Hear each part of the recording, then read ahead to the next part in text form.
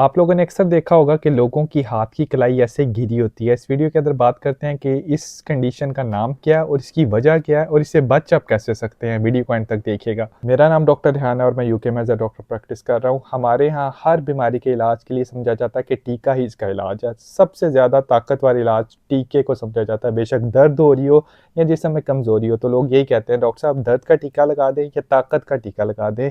Injection को हर चीज़ का magical हल समझा जाता है, जो कि बिल्कुल गलत है।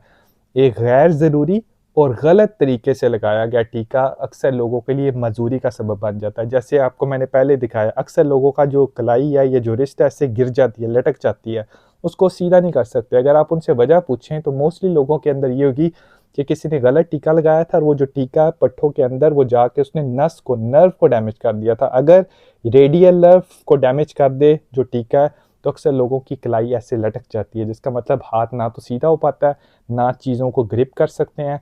इसका मतलब ज़िंदगी के अंदर का आपके जो हाथ से होने वाले काम थे उनके बारे में आप मजबूर हो जाएंगे। अगर गलत लगाए टीके का फौरी तौर पे इलाज ना किया जाए तो ये मजबूरी मुसलसल यानी मुस्तकिल भी बन जाती है। कुछ लोगों के अंदर जल्दी इलाज से हो सकता है इसका जो हल है वो 3 से 6 महीने में हो जाए।